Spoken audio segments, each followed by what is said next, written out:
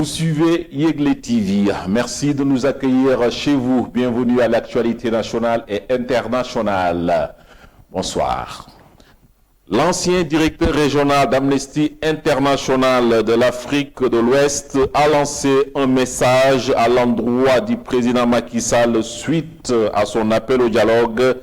Alioune Tine pense que compte tenu de tout ce qui s'est passé en termes de manque et de défiance dans le processus électoral et dans le mode de gouvernance, il est temps de déclencher l'étape charnière de son temps. Car, selon lui, la réconciliation nationale est une profonde réforme pour une démocratie forte. Compte rendu à Alioune Badara Dieng. Suite à l'appel au dialogue lancé par le chef de l'État, l'ancien directeur régional de Amnesty International de l'Afrique de l'Ouest a lancé un message à l'endroit du président Macky Sall qui vient d'être réélu à la tête du pays. L'obsession du président Macky Sall, c'est de passer, de faire un premier tour, de passer au premier tour. C'est une obsession. Donc, même séquence, reproduction des mêmes pratiques, pratiquement. Ce qui démontre quoi? Que la démocratie est malade, que la politique est malade. Alioune Tine pense que compte tenu de tout ce qui s'est passé en termes de manque et de défaillance dans le processus électoral et dans le mode de gouvernance, il est temps de déclencher l'étape dernière de son temps. Sur le plan, effectivement, démocratique, peut être considéré comme une régression. Sur le plan politique, peut être considéré comme une régression. C'est une séquence politique faite de tension, de contestation et de dissensus sur le processus électoral. Donc, il fallait être vraiment naïf pour penser effectivement que nous allions vers une élection où effectivement la victoire au premier tour allait être reconnue par tout le monde. Selon lui, la réconciliation nationale est une réforme profonde pour une démocratie forte, tout en estimant que du côté de l'opposition comme de celui du pouvoir, il doit y avoir un esprit d'apaisement et de concorde pour un Sénégal de paix et de prospérité. Dans le même sillage, l'affaire Khalifa Babacar Sall, la procédure de rabat d'arrêt est en cours et l'État a jusqu'au 20 avril pour apporter ses réponses écrites. La Cour suprême a reçu une requête au fin de rabat des arrêts numéro 001 du 3 janvier déposés au nom et pour le compte de Khalifa Babacar Sall. Pour la suite de l'affaire, la défense de l'ancien maire de Dakar veut utiliser un argument technique pour disculper son client. C'est un récit de Alioune Badara Dieng.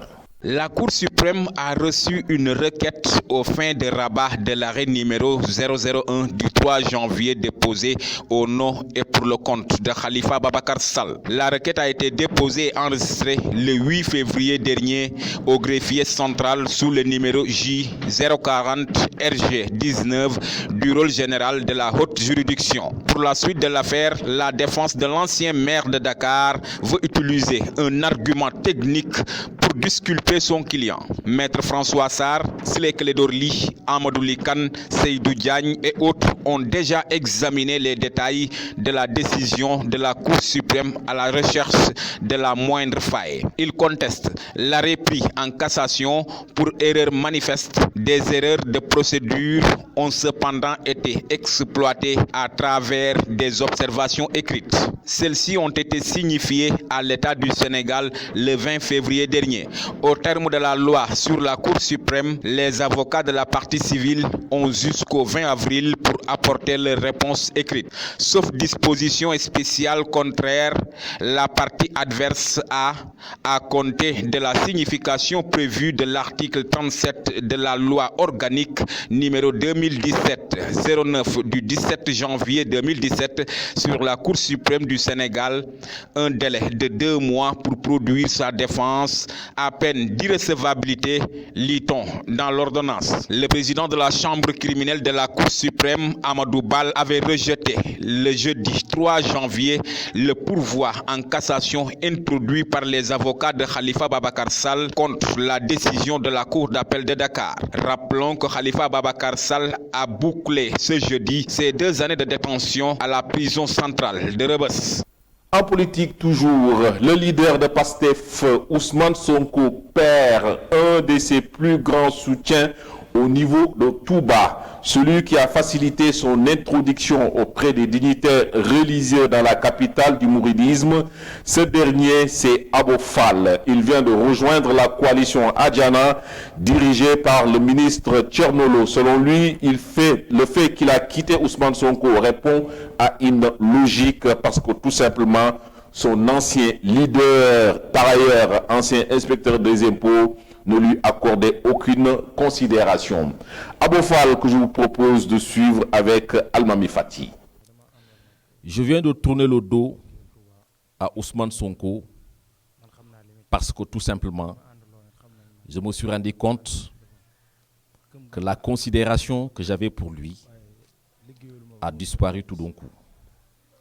Si je l'avais fait pendant la campagne électorale, on m'aurait dit forcément que j'ai transhumé. Et pourtant, j'ai reçu des propositions très alléchantes en cette période-là. Mais pour être en phase avec moi-même, et comme on a l'habitude donc de le dire, la dignité n'a pas de prix, j'ai préféré rester zen. Et j'ai fermé toute proposition venant de qui que ce soit pour rester sur ma position. Mais aujourd'hui, comme les choses viennent donc de finir et que tout est terminé, je suis libre d'aller où je veux. Et si ça se trouve, j'ai porté mon choix sur le président de la coalition Adjana, qui se trouve être un parent, un ami, quelqu'un avec lequel j'ai travaillé il y a de cela quelques années, à l'époque où il était ministre de l'Environnement dans le gouvernement de Wade. C'est quelqu'un qui me convainc, c'est quelqu'un à qui je sais qu'en cheminant avec lui, nous serons capables de faire donc des choses pour le bonheur des Sénégalais.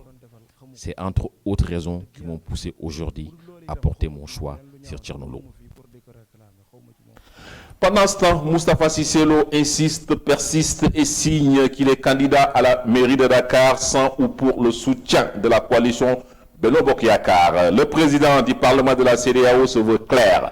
Je déclare ma candidature à la mairie de Dakar, qu'il plaise ou non à Benno. Selon lui, nul n'est plus dakarois que lui puisqu'il y habite depuis des années avec sa famille et il possède des propriétés suffisantes pour lui pour aspirer à être le premier magistrat de la ville. Moustapha Cissé Lo, que je vous propose de suivre.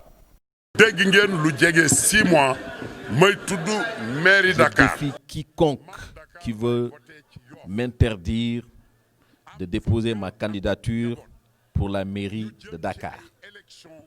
Personne, ni même le président de la République, ni aucun marabout ne peut m'interdire de déposer ma candidature pour briguer la mairie de Dakar.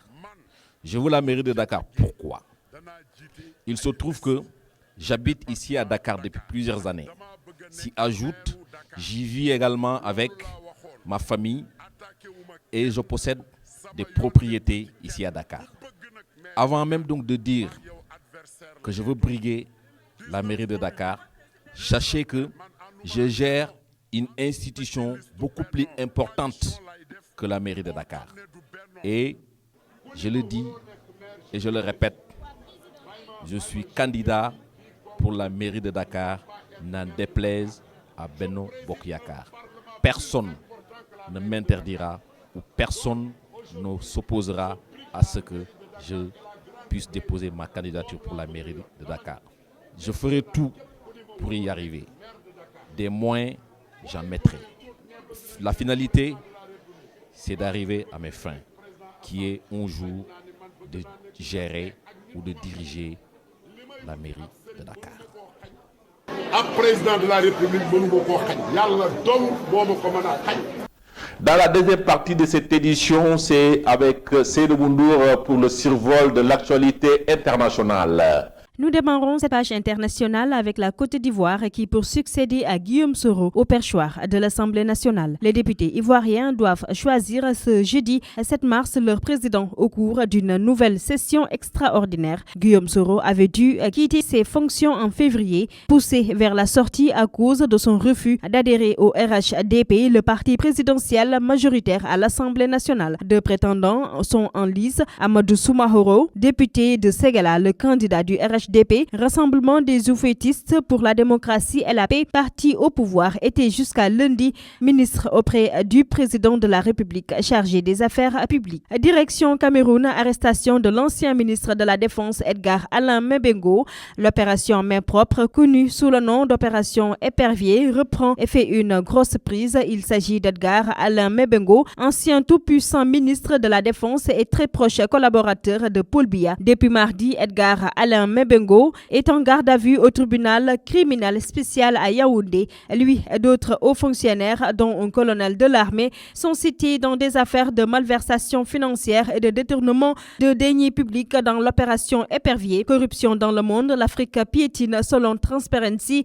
Ministre sans discontinuer pendant plus de 20 ans, Edgar Alain Mebengo était jusqu'à sa sortie du gouvernement en mars 2018 l'une des personnalités les plus redoutées du régime et souvent présenté comme un potentiel dauphin de Paul Biya. Et pour finir, nous parlerons de la tournée africaine de Emmanuel Macron. Le président français Emmanuel Macron s'envolera pour Djibouti le 11 mars au soir avant de relier l'Éthiopie le 12 puis le Kenya le lendemain. Enjeux stratégiques, économiques, culturels et climatiques seront au menu de cette première tournée présidentielle dans la Corne de l'Afrique. La première étape de ce déplacement n'a été annoncée que tardivement. Emmanuel Macron entamera sa mini-tournée le 11 mars au soir par une escale à Djibouti, une visite express d'une quinzaine d'heures, le temps pour le chef d'État de rencontrer son homologue djiboutien Ismaël Omar Guelleh et de se rendre sur la base française qui héberge le plus gros contingent de soldats français à l'étranger. Et c'est tout pour cette page internationale.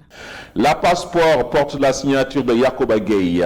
Le Paris Saint-Germain a une nouvelle fois pris la porte des huitièmes de finale de Ligue des Champions pour la troisième année consécutive. Après la remontada subie face au FC Barcelone en 2017, les hommes de Thomas Tuchel se sont inclinés de nouveau dans un match largement dominé malgré son succès acquis à l'aller 2-0. Déjouent ainsi toutes les statistiques. Dans l'autre rencontre, le FC Porto a éliminé l'AS Rome après prolongation. Les hommes de Sergio Conceição se sont qualifiés pour les quarts de finale. Sans surprise, le débâcle mardi soir face à l'Ajax Amsterdam pourrait faire tomber des têtes au Real Madrid. Et le coach de la Casablanca semble être le premier à sauter. En effet, selon certains médias, Florentino Pérez aurait pris contact avec Zinedine Zidane pour le faire revenir au club, tandis que les socios madrilènes demandent la démission du président et la venue de Mourinho, faire ainsi du nouveau avec du vieux.